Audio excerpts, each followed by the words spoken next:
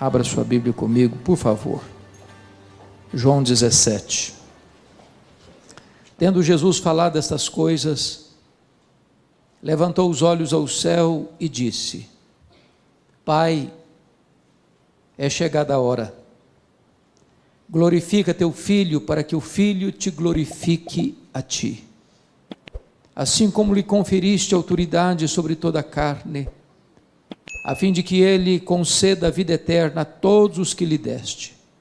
E a vida eterna é esta: que te conheçam a ti, o único Deus verdadeiro, e a Jesus Cristo a quem enviaste. Eu te glorifiquei na terra, consumando a obra que me confiaste para fazer. E agora glorifica-me, ó Pai, contigo mesmo, com a glória que eu tive junto de ti antes que houvesse mundo. Manifestei o teu nome aos homens que me deste do mundo. Eram teus, tu nos confiaste, e eles têm guardado a tua palavra. Agora eles reconhecem que todas as coisas que me tens dado provêm de ti, porque eu lhes tenho transmitido as palavras que me deste, e eles as receberam e verdadeiramente conheceram que saí de ti, e creram que tu me enviaste. É por eles que eu rogo, não rogo pelo mundo, mas por aqueles que me deste, porque são teus. Ora, todas as minhas coisas são tuas, e as tuas coisas são minhas, e neles eu sou glorificado.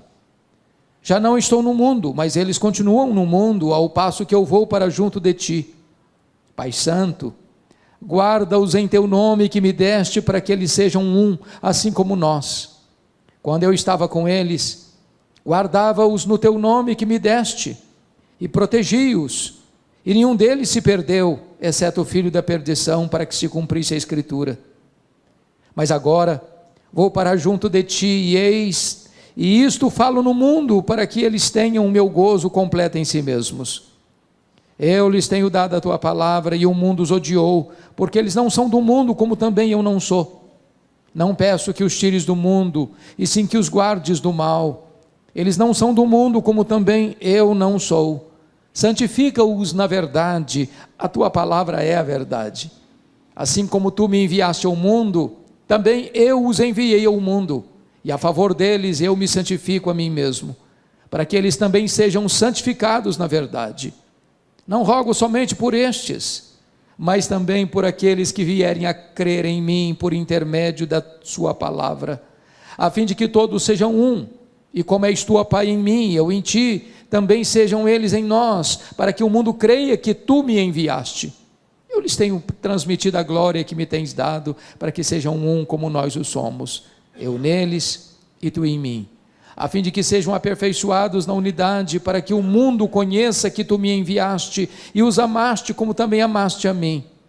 Pai, a minha vontade é que onde eu estou estejam também comigo os que me deste, para que vejam a minha glória que me conferiste, porque me amaste antes da fundação do mundo. Pai justo, o mundo não te conheceu, eu, porém, te conheci. E também estes compreenderam que tu me enviaste. Eu lhes fiz conhecer o teu nome, e ainda o farei conhecer, a fim de que o amor com que me amaste esteja neles, e eu neles esteja. Amém. Irmãos amados, eu gostaria de conversar um pouco com vocês hoje sobre a oração mais importante da história.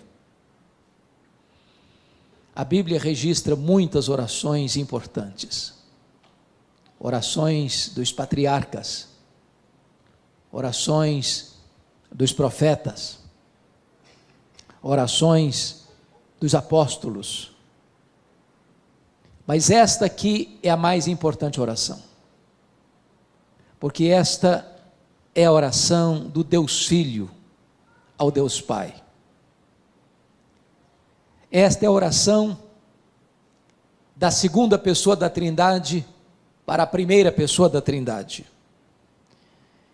E talvez não há nada mais sublime na vida do que ouvir, do que compreender este momento sublime de Jesus Cristo conversando com o Pai, antes de partir para a cruz.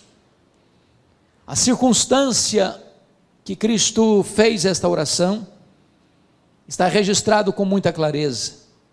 Se você ler o capítulo 16 de João, ele tinha acabado de falar para os seus discípulos sobre o Pai, e agora ele está falando para o Pai acerca dos seus discípulos. Na vida e no ministério de Jesus Cristo, pregação e oração sempre caminharam juntas. Aqueles que falam aos homens sobre Deus, devem falar para Deus sobre os homens. Aqueles que pregam aos homens, precisam também falar para Deus acerca desses mesmos homens, porque pregação e oração caminham sempre juntas. Se você percebeu, Jesus nesta oração divide-a em 3 aspectos bem distintos. Nos versos 1 a 5, ele ora por si mesmo. Nos versos 6 a 19, ele ora pelos seus discípulos imediatos, aqueles que estão com ele no cenáculo. Mas nos versos 20 a 26, ele ora por aqueles discípulos que ainda haveriam de crer nele, segundo as Escrituras. Portanto, ele ora por você e por mim. Nós estávamos contemplados nesta oração do Senhor Jesus Cristo. Se você notar o contexto imediato, Jesus já havia ali no cenáculo lavado os pés dos seus discípulos. Jesus já havia alertado Pedro de que ele o negaria naquela mesma noite. Jesus já havia desmascarado Judas Iscariotes. Jesus já havia falado para eles acerca do céu, da casa do Pai, da sua segunda vinda e da promessa do derramamento do Espírito Santo. Ali Jesus já havia instituído a ceia. Ali Jesus já estava mergulhando na sombra da cruz, quando ele faz esta oração ao Pai, esta oração intercessória. Vale destacar que em momento tão agônico para Jesus, onde ele haveria de mergulhar sua alma na mais profunda angústia, que ele denomina de angústia de morte, onde o cálice da ira de Deus estava diante dele, ele não faz nenhum pedido nessa oração de qualquer livramento da dor, de qualquer livramento do sofrimento. Ele não pede nenhuma benesse material, temporal. O seu pedido é especificamente sobre bênçãos espirituais. Nesta oração de Jesus, ele se concentra em 4 assuntos: salvação, segurança, santidade e unidade. E eu gostaria então de tratar daquilo que estava no coração de Jesus, quando ele conversa com o Pai a nosso respeito.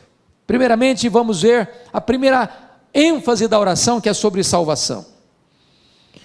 E quando eu penso em salvação, e está nos versos 1 a 5, ele começa essa oração falando do instrumento da salvação, que é a cruz. Vejam vocês no verso 1, tendo Jesus falado essas coisas, levantou os olhos ao céu e disse: Pai, é chegada a hora, glorifica teu Filho, para que o Filho te glorifique a ti. Todos vocês sabem que a vida de Jesus se desenvolveu dentro de uma agenda estabelecida na eternidade, definida no céu, e ele vem à terra para cumprir rigorosamente esse cronograma. Quando solicitaram dele um milagre em Caná da Galileia, ele disse: não é chegada a minha hora. Quando foram prendê-lo, não puderam, porque não era ainda chegada a hora. Esta hora na agenda de Jesus tinha o seu ápice, tinha o seu cumprimento pleno na cruz do Calvário. Essa era a grande hora. Esse era o grande cronômetro de Deus estabelecido lá na eternidade. A grande hora era a hora em que ele daria a sua vida pela sua igreja, a hora em que o seu sangue seria vertido naquela cruz, a hora em que a paz e a justiça se beijariam no topo daquele lenho maldito, naquele tosco monte. Então, ele está falando que esta hora havia chegado, porque na cruz o plano de Deus se cumpriu. Na cruz o projeto redentor de Deus se estabeleceu.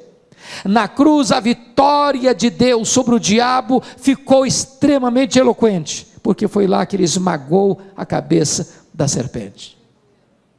Mas se você perceber, Jesus está dizendo que a cruz haveria de ser o momento do Pai ser glorificado. Glorifica o teu Filho, para que o Filho te glorifique a ti. Entendamos isso, irmãos. Jesus glorificou o Pai de muitas formas. Pela sua obediência, pelos seus ensinos, pelos seus portentosos milagres. Mas em nenhum lugar, em nenhum palco, o Pai foi mais glorificado no Filho, do que quando o Filho estava vertendo o seu sangue naquela cruz. Aquela cruz foi o cenário mais eloquente do amor de Deus.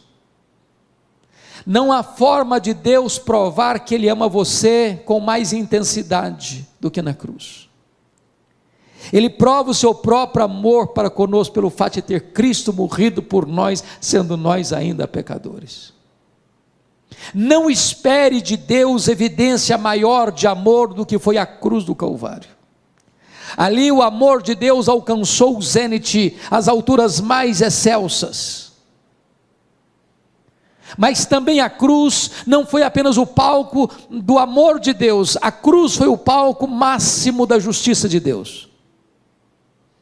Porque Deus puniu o seu, o meu, o nosso pecado em seu Filho naquela cruz. E quando Deus estava punindo o nosso pecado no seu Filho, golpeando-o e agradando moê-lo naquela cruz, para que nós pudéssemos ser libertos da condenação eterna, nesse momento o Pai estava demonstrando a sua máxima justiça, ao mesmo tempo que revelando o seu máximo amor.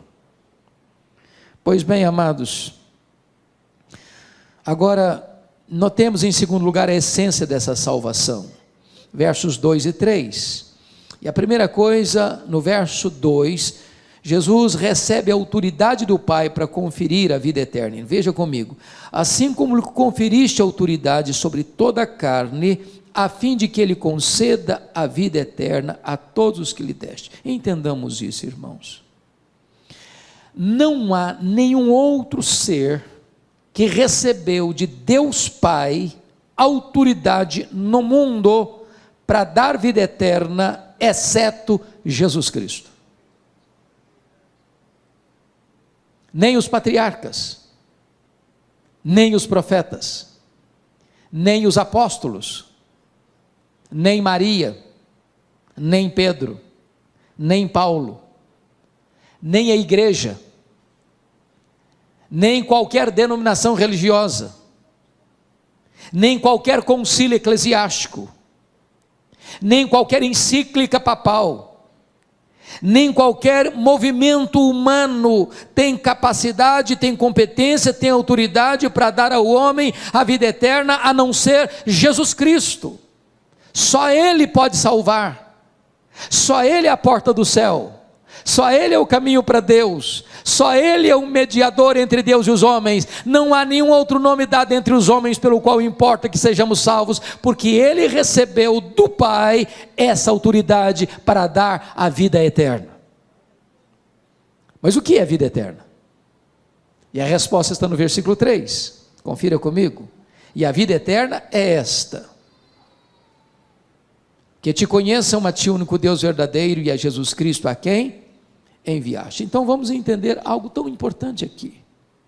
Algumas pessoas pensam que vida eterna, irmãos, é uma quantidade de tempo que não pode ter fim. E aí, quando algumas pessoas projetam isso, que vida eterna é apenas uma vida que nunca acaba, elas podem entrar até em desespero. Há poucos dias, um adolescente se aproximou de mim e disse assim: pastor, eu não quero ir para o céu não. Eu tomei um susto. Disse, mas como assim? Me explica isso melhor. Ah, mas não quero mesmo. Falei, mas explica para mim, por favor. Porque a ideia de céu que eu tenho é que eu vou ficar sentada numa nuvem branca, tocando harpa, cantando. Eu não aguento essa vida inteira, não. Eu quero coisa nova para a minha vida. Tem muitas pessoas que pensam que o céu vai ser chato, monótono. E eu preciso dizer para você que vida eterna é um relacionamento pessoal e íntimo com Deus, onde você vai amá-lo, onde você vai fruí-lo, onde você vai glorificá-lo, onde você vai exaltá-lo, onde você vai servi-lo, e esse Deus é inesgotável em seu ser, e você vai conhecê-lo, e jamais haverá um tempo na eternidade onde você possa dizer, já conheço tudo, não tenho mais nada para conhecer, agora eu preciso botar minha vida no piloto automático. Jamais isso vai acontecer. O céu é dinâmico. Então eu quero dizer uma coisa a você hoje. Sabe o que você vai fazer no céu depois que você tiver 1 milhão de anos lá? Você vai conhecer a Deus. Sabe o que você vai continuar fazendo depois que você tiver 1 bilhão de anos lá no céu? Você vai continuar conhecendo a Deus. Esse conhecimento é a própria essência da vida eterna. Essa intimidade com Deus é a própria beleza, encanto e realidade da própria vida eterna. Então, notem comigo, em terceiro lugar, a consumação dessa salvação no versículo de número 4. Ele diz assim: eu te glorifiquei na terra, consumando a obra que me confiaste para fazer. Preste atenção na palavra consumando, porque esta foi a 6ª e penúltima palavra do Senhor Jesus Cristo na cruz do Calvário, quando ele dá um brado, e diz: está consumado. E essa palavra na língua grega é a palavra tetelestai, está pago, está consumado, está concluído, não tem mais nada por fazer. E essa palavra grega tetelestai, que é a mesma palavra consumado no grego, ela tem 3 significados. Primeiro, essa palavra era usada naquela época, quando um filho recebia uma incumbência de seu pai para fazer algum trabalho específico, e terminado esse trabalho, o filho chegava para o pai e dizia assim: papai, tetelestai, papai, eu concluí a obra que tu me confiaste para fazer. Quando Jesus está morrendo na cruz, ele está dizendo: papai, eu terminei a obra que tu me confiaste para fazer, morrer por amor daqueles que tu me deste, está concluída essa obra. Mas essa palavra tetelestai era usada num segundo sentido. Quando alguém ia pagar uma promissória num banco, quitando aquela dívida, ao pagar e saldar completamente a dívida, recebia então a promissória com um carimbo: tetelestai, está pago, está quites, não se deve mais nada. Eu quero dizer para você que crê no Senhor Jesus Cristo, que se você realmente crê nele, então a sua dívida foi quitada na cruz do Calvário. Então você está quites com a lei de Deus, então você está quites com a justiça de Deus, então já nenhuma condenação pesa mais sobre a sua vida. Tetelestai. Mas essa palavra tetelestai tinha um terceiro significado no grego.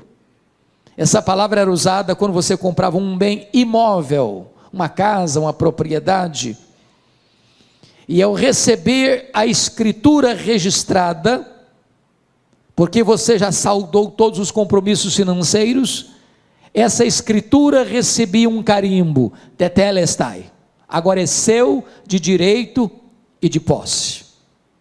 Eu quero dizer para você que quando você creu no Senhor Jesus Cristo, é como se Deus estivesse dando para você uma escritura do céu, registrada, dizendo: pertence a você, de direito e de posse, toma posse da vida eterna. A obra de Cristo foi concluída na cruz, e é isso que Jesus Cristo está dizendo para nós no versículo 4. Mas notem comigo o versículo 5, que trata da recompensa da salvação. E agora glorifica-me, ó Pai, contigo mesmo, com a glória que eu tive junto de ti, antes que houvesse o mundo. Prestem atenção, irmãos.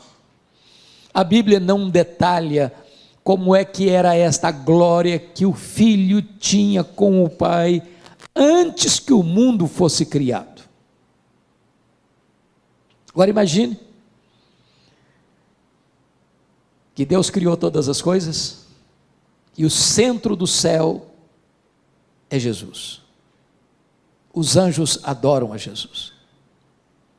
Eles servem a Jesus.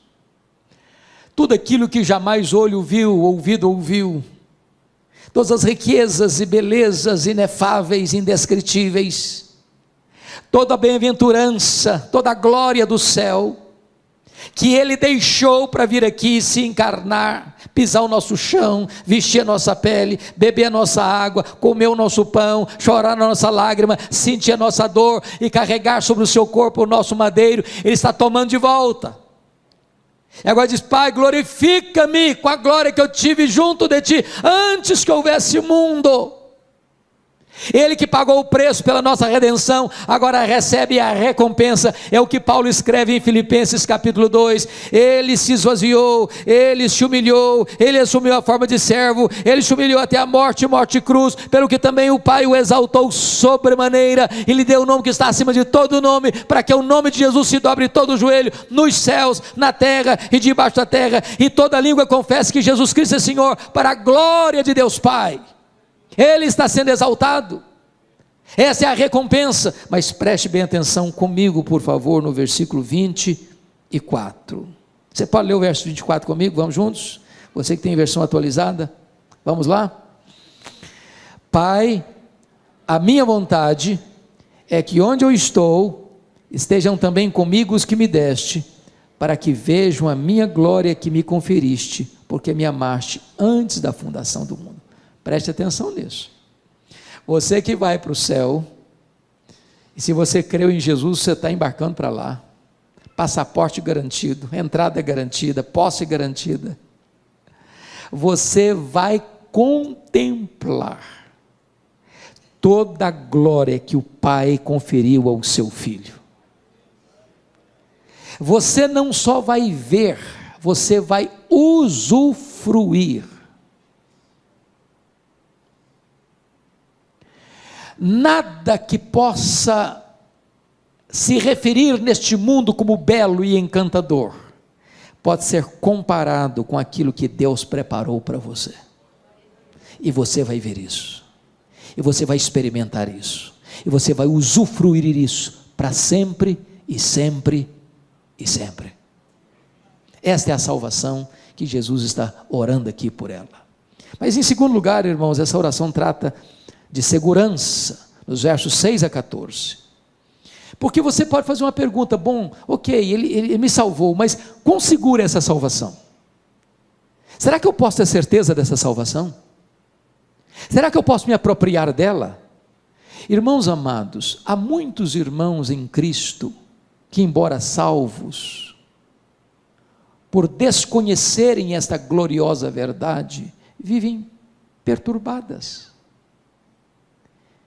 porque acham que elas podem perder essa salvação. E aí elas pensam: estou salvo de manhã, estou perdido de noite. Estou indo para o céu de manhã, meu pai, estou indo para o inferno de noite. Sou filho de Deus hoje, amanhã eu já não mais sou filho de Deus. E muitos crentes vivem nessa gangorra espiritual, nesses altos e baixos. Porque a grande pergunta que Jesus trata nesse texto é: será que você pode ter certeza, garantia, segurança dessa salvação? Vamos ver a resposta. Primeiro, a nossa segurança está fundamentada na eleição do Pai. Então confira comigo. Olha aí, por gentileza, versículo 2. A fim de que Ele conceda a vida eterna a todos os que lhe deste. Olha o verso 6. Manifestei o teu nome aos homens que me deste do mundo. Olha comigo o verso 9. Mas por aqueles que me deste, porque são teus. Olha o versículo 11. Pai Santo, guarda-os em teu nome que me deste. Olha o versículo De número 24, Pai, a minha vontade é que onde eu estou estejam também comigo os que me deste. Preste atenção nisso. Você que creu no Senhor Jesus Cristo é um presente do Deus Pai ao Deus Filho. Deus conheceu você, amou você e escolheu você mesmo antes da fundação do mundo. Ele escolheu você livremente. Não porque Ele previu que você ia crer em Jesus e então Ele escolheu você, não. Você creu no Senhor Jesus porque Ele escolheu você. Ele não escolheu você porque Ele previu que você ia ser santo, não. Ele escolheu você para você ser santo e irrepreensível. Ele não escolheu você porque Ele previu que você praticaria boas obras, não. Ele escolheu você para as boas obras. Ele escolheu você não porque você tinha méritos, você nem existia ainda. Então a escolha divina é a garantia de que eu estou salvo, porque esse decreto foi feito antes que o mundo fosse criado, antes dos tempos eternos. O Senhor Jesus Cristo deixou isso claro, lá em João 6, 37 a 40. Ninguém pode vir a mim se o Pai não o trouxer. Todo aquele que meu Pai me dá, esse virá a mim. E o que vem a mim, de maneira nenhuma eu o lançarei fora. Paulo diz: aos que Deus predestinou, a esses Deus também chamou. Aos que Deus chamou, a esses Deus também justificou. E aos que Deus justificou, a esses Deus também glorificou. Então entenda uma coisa, amado: não fomos nós que escolhemos a Deus, foi Ele que nos escolheu. Não fomos nós quem passamos a amar a Deus primeiro, Ele nos amou primeiro. O nosso amor por Deus é o refluxo do fluxo do amor de Deus por nós. Aliás, nós não poderíamos jamais escolher a Deus, nós estávamos mortos nos nossos delitos e pecados, mas Ele nos amou, Ele nos escolheu e Ele nos deu de presente para o seu Filho, e o seu Filho verteu o seu sangue para nos resgatar da morte e do inferno. Você pode ter segurança. Segundo lugar, como é que você pode ter certeza dessa salvação? Segurança dessa salvação? Primeiro, por causa da eleição divina. Segundo, por causa do cuidado de Cristo. Olha comigo o verso 12. Quando eu estava com eles, guardava-os no teu nome que me deste, e protegi-os, e nenhum deles se perdeu, exceto o filho da perdição, para que se cumprisse a Escritura. Então preste atenção nisso. O Pai deu você ao Filho. O Filho promete uma coisa: eu guardei todos, nenhum se perdeu. Jesus não vai permitir que nenhum daqueles que o Pai deu a Ele, por quem Ele morreu, se perca. Foi Ele quem prometeu isso. Ele diz assim: as minhas ovelhas ouvem a minha voz. Eu conheço as minhas ovelhas, elas me ouvem e me seguem. Eu dou a elas a vida eterna, e ninguém as arrebatará das minhas mãos. Lá nas décadas de 70, 80, nós cantamos uma música assim: segura na mão de Deus e vai. Tem um problema teológico aí, porque se eu segurar na mão de Deus, eu sou tão fraquinho, que eu tenho o risco de largar a mão e cair. Sabe o que a Bíblia diz? Não sou eu que seguro na mão dele, é Ele que segura na minha mão.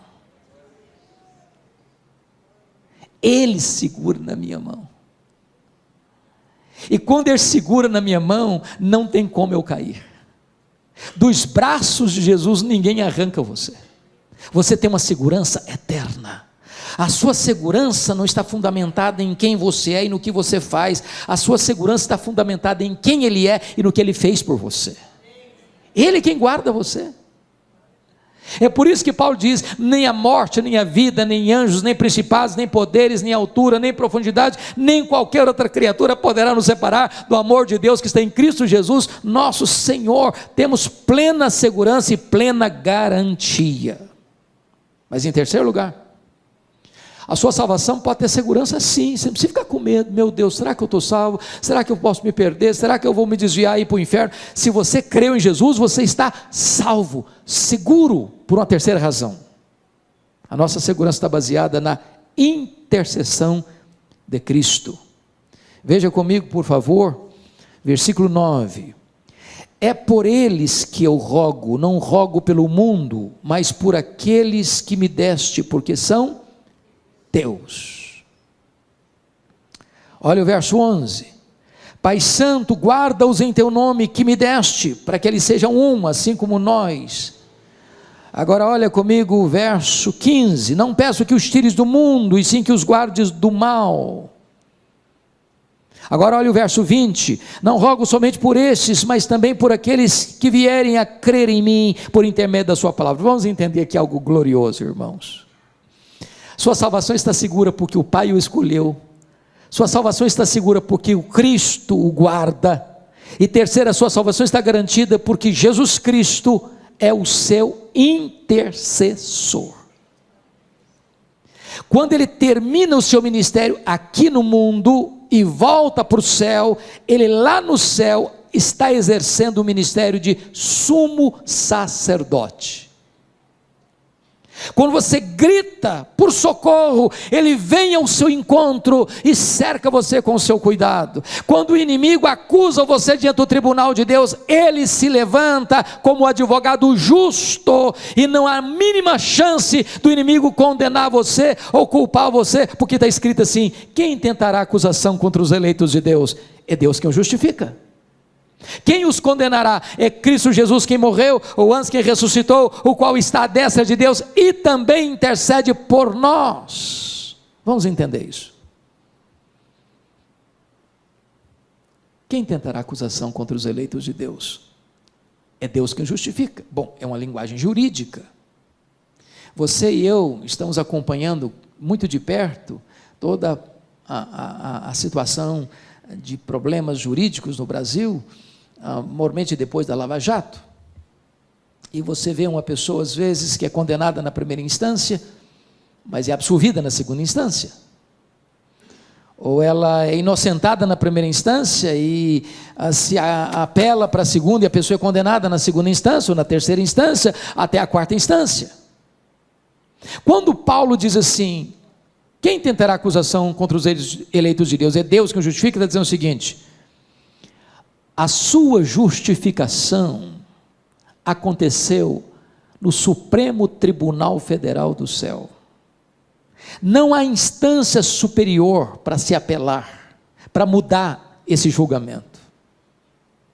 O seu julgamento, no sentido de que você está quites com a lei de Deus e com a justiça de Deus, não pesa a condenação sobre você, foi feita na última instância do tribunal celestial, no supremo pretório divino. Não há chance de você ser condenado, porque Deus, o supremo juiz, declarou você já sem culpa, e por uma base legal, um outro alguém morreu no seu lugar, pagou a sua dívida, levou sobre si o seu pecado e recebeu no seu corpo a punição que você devia receber. Se Jesus recebeu a punição por você, você está quis com a lei de Deus, quis com a justiça de Deus, não pesa mais condenação sobre a sua vida. Sua salvação está assegurada. Mas veja você que Jesus agora está intercedendo também por situações da nossa jornada aqui. E por que ele intercede? Confira comigo o versículo 15. Não peço que os tires do mundo, e sim que os guardes do mal. A palavra mal aqui deveria ser melhor traduzida maligno. O que Jesus está dizendo é o seguinte: Pai, eu não peço que tu tires os meus do mundo, porque essa ideia que prevaleceu na Idade Média, de que esse mundo está muito contaminado, então eu não posso ser santo vivendo aqui, vou para um mosteiro, vou me isolar. O grande problema é que quando uma pessoa se isola do mundo, ela leva o seu problema junto com ela, porque o problema não está fora, o problema está no coração. Mas mais, Jesus está dizendo o seguinte: livra-os do mal, livra-os do maligno. Sabe o que significa isso? Significa que aquele que nos salvou é o único capaz de nos sustentar dos ataques, das sutilezas, das armadilhas, dos laços do diabo, porque ele vive 24 horas por dia ao nosso derredor, tentando nos tragar, tentando nos devorar, tentando nos levar para uma região perigosa, para uma zona escorregadia, para um momento de fraqueza ou de uma autoconfiança. E o Jesus Cristo está orando: Pai, guarda-os do maligno, proteja-os do maligno, proteja-os do maligno. E você precisa entender uma coisa: é o Pai que protege você, é o Deus Todo-Poderoso que segura a sua mão, é Ele quem livra você, a sua alma da morte, seus olhos das lágrimas e seus pés da queda. Mas mais uma coisa, irmãos, agora vamos ver comigo o terceiro ponto dessa mensagem, que é santidade. Bom, então vamos entender o raciocínio. Está falando de salvação, e a salvação é segura, e você pode ter a segurança dela. Mas enquanto você caminha aqui, como é que você deve caminhar como um salvo? Como é que você prova que você é uma pessoa salva? Só basta bater no peito: eu estou salvo, está resolvido o assunto? Ah, eu sou membro da igreja presbiteriana de Vila Operária, então estou salvo. É isso? Ah, eu tenho minha Bíblia, eu leio a minha Bíblia. É isso? Qual é a evidência que você é uma pessoa salva? Que provas você pode dar que você é uma pessoa salva? Então vamos ver isso, irmãos. Vamos ver isso. Entendamos uma coisa: a nossa entrada no céu é exclusivamente pela graça e não pelas obras. Mas o céu em si mesmo não seria céu para nós sem um caráter santo. Prestem bem atenção no que vou lhes dizer. Uma pessoa que não ama a santidade não vai ter clima no céu. Vai ser um peixe fora d'água lá. Há muitas pessoas, irmãos, que pensam que a morte é um condão mágico que muda as pessoas. Morre o pior cidadão, todo mundo elogia o cara. Morreu, só elogio.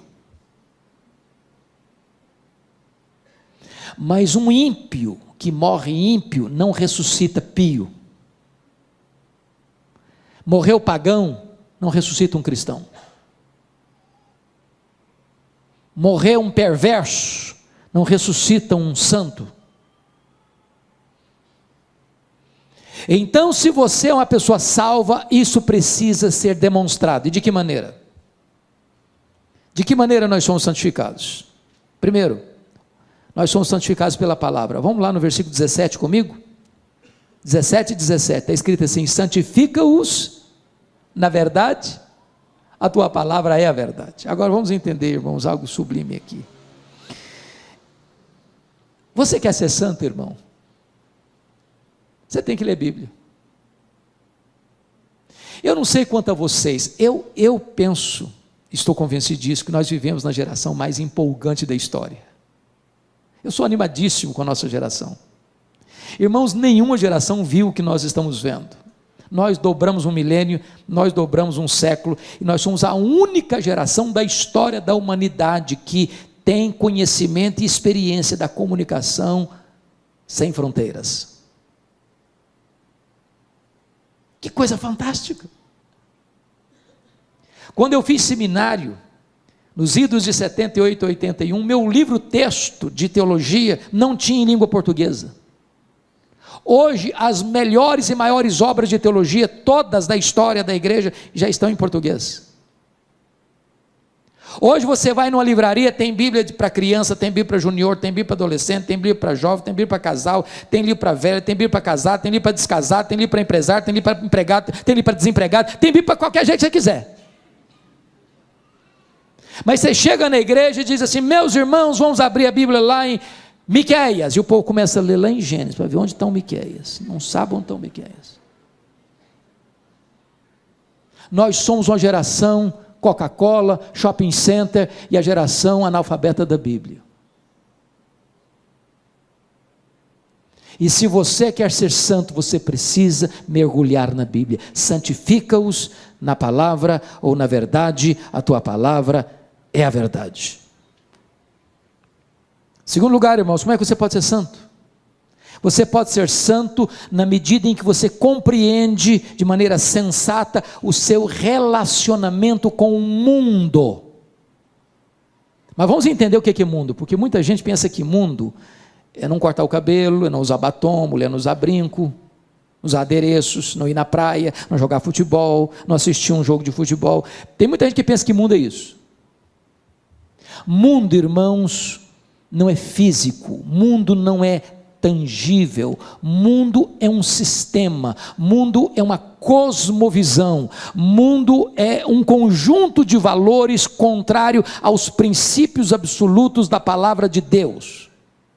Você liga a sua televisão e você vai ver lá um filme, uma telenovela, ou uma reportagem, ou isso, aquilo, outro, você vai perceber que muitas vezes aquilo vem num viés contrário aos parâmetros e aos princípios de Deus. Isso é mundo. Como é que você vive com isso? Então preste atenção. Primeiro, versículo de número 16, confira comigo. Eles não são do mundo, como também eu não sou. Bom, é chocante eu afirmar isso para você, mas você não é do mundo. E eu não estou dizendo que você é um ET.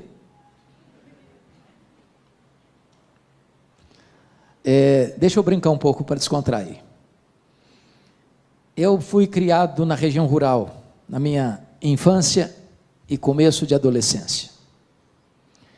Quando eu falo rural de verdade, sem luz elétrica, com lamparina de querosene. Até os meus 14 anos, eu tinha muito medo de defunto, de gente morta, de gente viva, nenhum medo. Meu pai era um exímio contador de histórias, mas a maioria delas macabras. Defunto que levantou do caixão, e vocês não imaginam o desespero que era fazer uma viagem sozinho de noite. Virava uma folha de bananeira, você achava que era um defunto que estava vivendo no caixão. Era um troço horrível. Eu morava do lado de um cemitério, minha família mora até hoje. Agora imagine comigo, eu saindo sozinho de casa, ao retornar ter que passar em frente ao cemitério, era um desespero. E um determinado dia, à noite muito escura, eu voltando, coração acelerado de medo, quando eu olho uma senhora caminhando, e eu me aproximei, apertei o passo, falei, pelo menos vou ter companhia para passar em frente. Eu chego em frente, a mulher começa a bater papo, e ela fala, meu filho, quando eu era deste mundo, falei, pronto, eu estou falando de um fantasma, um desespero total. É claro que Jesus não está dizendo que você é um fantasma. Você não é desse mundo, significa o seguinte, você está aqui, mas os valores que regem a sua vida são outros valores. Os princípios que governam sua vida, seu casamento, sua família, seus negócios, seus lucros, seus gastos, seu lazer, sua mente, seu coração, suas emoções, suas palavras, suas reações, são outros princípios. Você não é deste mundo. Segundo, olha comigo o versículo 14. Eu lhes tenho dado a tua palavra e o mundo os odiou. Preste atenção nisso. O mundo odiou ontem, o mundo odeia hoje e o mundo vai odiar amanhã. A igreja e o mundo nunca vão ser bons parceiros. Eu não estou falando que você não vai ser bom parceiro do seu vizinho, dos seus amigos. Eu estou falando que entre você e esse sistema de valores vai existir um conflito permanente. E se a igreja não está sendo perseguida pelo mundo, não é porque o mundo amansou, é porque a igreja se acovardou. Perguntaram para Francisco Leonardo, eminente professor do Seminário do Norte, reverendo Francisco, se a igreja for mais perseguida, ela será mais fiel? Ele respondeu, não. Se a igreja for mais fiel, ela será mais perseguida. A amizade do mundo é pior do que a espada do mundo.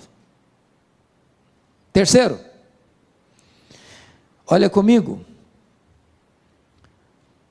o versículo de número 11, estamos no mundo, mas nós somos guardados do mundo. Versos 11 a 15, ele está exatamente tratando dessa questão de você estar no mundo, mas ser guardado do mundo, estar no mundo, mas ser protegido do mundo, de você conseguir ligar a sua televisão e assistir um jornal, mas não permitir que aqueles valores subliminares, ou que estão por trás dos bastidores, mexam com o seu coração, determine a sua mente. Você está hoje em qualquer frente da vida, seja no comércio, seja na indústria, seja no campo, seja na academia, seja onde for, você está lidando com esses valores, mas você está permanecendo firme pelos valores do céu, pelo diapasão do céu. Você é guardado do mundo. Mas notem mais, agora confira comigo o versículo 18, esse 18 é magnífico. Você pode ler o 18 comigo? Vamos juntos? Assim como tu me enviaste ao mundo, também eu os enviei ao mundo. Então preste atenção que tem uma missão e tem uma estratégia. A missão é, Jesus nos envia de volta ao mundo. Mas qual a estratégia? Assim como o Pai me enviou ao mundo, eu também vos envio. Então preste atenção. Você é crente? Ok. Você não pode viver num gueto. Você não pode viver separado, isolado. Você precisa ter amigos. Você precisa se relacionar com pessoas. Você não pode se fechar dentro de 4 paredes. É lá fora que você vai viver a sua vida cristã, convivendo com as pessoas, relacionando-se com as pessoas, influenciando pessoas. Você é o sal da terra, você é a luz do mundo, você é um luzeiro a brilhar. É lá que você vai marcar a sua influência, nos seus relacionamentos, nos seus contatos, sendo uma bênção, sendo um bom vizinho, sendo um bom marido, sendo uma boa mulher, sendo uma boa esposa, sendo um bom filho, sendo um bom pai, sendo uma boa mãe, sendo um bom empregado, sendo um bom patrão, sendo um bom comerciante, sendo um bom amigo. E enquanto você se relaciona, você é luzeiro de Deus a brilhar onde você está.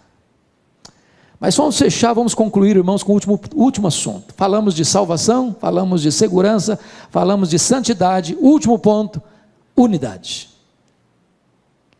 A pergunta agora é, bom, se Deus nos salvou, e se nós temos segurança dessa salvação, e se nós devemos viver em santidade, como é que eu me relaciono com os outros irmãos que são crentes como eu? Então vamos olhar isso. Unidade. Versos 21 a 26. Primeiramente, o que não é unidade? Tem muita gente que pensa que unidade é, vamos tirar as placas das igrejas. Tem placa demais, tem igreja demais, tem denominação demais, isso está complicando demais. Então vamos fazer o seguinte, vamos juntar todo mundo numa placa só. Não é isso que Jesus está falando. Ele não está falando de uma unidade organizacional. Segundo, Jesus não está falando aqui de ecumenismo. O que é ecumenismo? Ecumenismo significa, não vamos falar de doutrina, doutrina divide, vamos falar de amor, não importa o que você creia, vamos estar juntos. Não, a Bíblia proíbe isso. Não tem unidade fora da verdade. Bom, então o que é esta unidade? Amados irmãos, vamos ver. Unidade significa o seguinte, se você está em Cristo, não importa a igreja que você frequenta, você é meu irmão. Agora convenhamos, é muito triste, quando hoje ainda se percebe muitos segmentos religiosos, batendo cabeça, brigando uns com os outros, ferindo uns aos outros, numa briga doméstica, onde as próprias ovelhas estão se ferindo, tirando aquilo que nós chamamos da unidade. Nós não criamos a unidade já existe, nós preservamos a unidade no vínculo do Espírito. Mas por que nós devemos buscar a unidade da igreja? Primeiro, porque Jesus pediu isso ao Pai. Olha comigo versículo 21 e 22. A fim de que todos sejam um, e como és tu, ó Pai, e tu em mim, também sejam eles em nós, para que o mundo creia que tu me enviaste. Bom, se Jesus pediu ao Pai que você e eu sejamos um, eu não posso laborar contra esse projeto de Jesus, contra a vontade de Jesus. É hora da igreja parar de brigar uns com os outros, por diferenças secundárias, e entender que o que nos une é o sangue do Cordeiro. Só existe uma igreja, irmãos, só existe uma noiva, só existe um rebanho, só existe um corpo de Cristo. E essa igreja não é a presbiteriana, não é a batista, não é a metodista, não é a wesleyana, não é a assembleiana, não é a católica, não é nenhuma denominação. Certa feita, John Wesley, o grande avivalista do século XVIII, teve um sonho. E ele sonhou que ele foi ao inferno. E aí ele perguntou assim: tem metodista aí no inferno? Respondeu: está cheio. E presbiteriano tem? Eu falei: tem muito. Tem católico? Tem demais. Ele ficou escandalizado. Aí no sonho dele foi para o céu. Perguntou lá assim: tem metodista aí no céu? Tem não. E presbiteriano? Tem também não. Tem católico? Também tem não. Falou: mas quem tem aí então? Apenas aqueles que foram lavados no sangue do Cordeiro. Esta é a igreja, irmãos. Nós estamos separados em placas, e não estou dizendo que nós vamos jogar as placas fora. Nós amamos a nossa igreja, nós amamos a nossa denominação, e nós defendemos a nossa denominação, cada um de nós aqui, mas o que nos une é o sangue do Cordeiro. Se estamos em Cristo, somos um. Segundo lugar, irmãos, por que nós devemos buscar a unidade? Por causa da nossa origem espiritual. Olha aí comigo o verso 21, a fim de que todos sejam um, e como és tu, ó Pai, em mim e eu em ti, também sejam eles em nós. Agora preste atenção, se eu sou filho do Pai, se eu fui remido pelo Filho, e o Pai e o Filho são um, e o Filho pede ao Pai para que nós também sejamos um, então por causa da nossa origem espiritual, eu não posso laborar contra o meu irmão, brigando com o meu irmão, machucando o meu irmão, falando mal do meu irmão, dividindo-me do meu irmão. Eu sou um com ele, tenho o mesmo sangue. O sangue do Cordeiro nos lavou do mesmo jeito. Terceiro, por que nós devemos ser um? Nós devemos ser um por causa da nossa missão no mundo. Olha comigo, por gentileza, o que ele vai dizer no versículo 21, a fim de que todos sejam um, e como és tu, ó Pai, em mim e eu em ti, também sejam eles em nós, para que o mundo creia que tu me enviaste. Aqui está, meus irmãos, o que Francis Schaeffer chamou de apologética final. O mundo vai olhar para nós, o mundo não vai achar que nós somos discípulos porque nós somos fiéis na doutrina, embora sejamos fiéis na doutrina, é uma coisa fundamental, ser fiel na doutrina é fundamental. O mundo só vai olhar para nós, não, eles são discípulos de Cristo mesmo, olha como é que eles se amam, olha como eles caminham juntos, olha como eles cuidam dos outros. Quando o mundo olhar para a igreja e ver que a igreja se ama, que os crentes se amam, que eles são um, o mundo vai dizer: é verdade, o que eles pregam é verdade, eles pregam a coisa que eles vivem, isso funciona na vida deles, e nós precisamos experimentar o que eles já experimentaram. Não tem melhor plataforma evangelística da igreja do que viver o evangelho, e viver o que Jesus rogou ao Pai para que nós vivêssemos, para que nós fôssemos um. Agora preste atenção, eu preciso ilustrar isso para você entender. Eu acho que a melhor ilustração que eu já encontrei para essa unidade, eu encontrei em Juan Carlos Ortiz, pastor argentino, no seu livro Como Fazer Discípulos, Ser e Fazer Discípulos. E eu me dirijo talvez aqui a alguns agricultores, porque vocês vivem, para mim, e eu conheço boa parte do Brasil, a maior parte do Brasil, eu não conheço nenhuma região agrícola mais bonita do que a região de vocês. Então ele ilustrou da seguinte maneira: pense, você está arrancando um pé de batatas inglesas, esses tubérculos, apreciados no mundo inteiro. Você arranca um pé de batatas, você tem várias batatas no mesmo pé. Mas tem umas maiores, outras menores, umas mais lisas, outras mais ásperas, elas estão perto, mas elas não são uma unidade.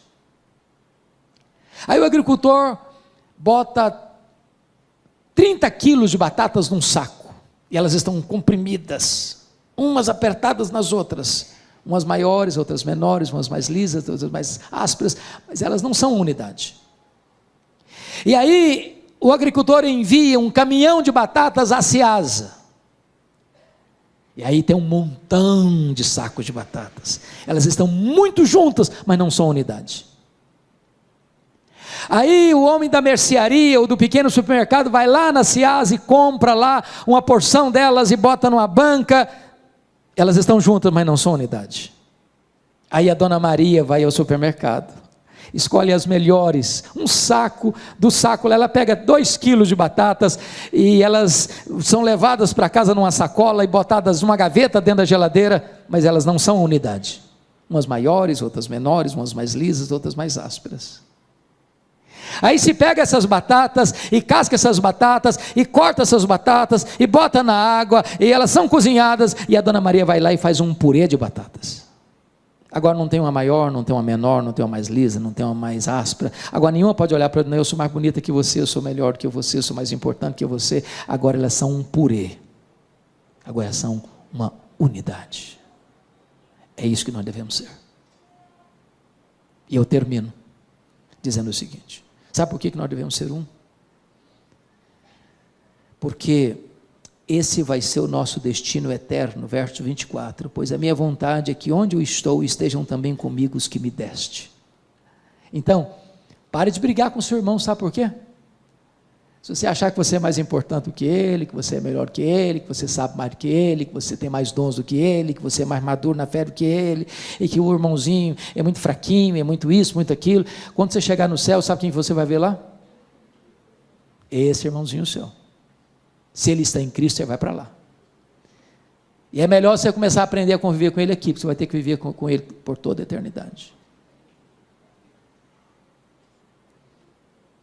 Eu espero em Deus que a oração do Deus Filho ao Deus Pai encoraje a cada um aqui nesta noite a entendermos que a nossa salvação foi realizada por Ele na cruz, que essa salvação é garantida pelo próprio Deus, você não precisa ter medo, e que se você é uma pessoa salva, você evidencia isso através de uma vida de santidade, e nós que fomos alcançados pela graça, somos um, e assim devemos viver aqui, porque assim viveremos para sempre, e sempre, e sempre.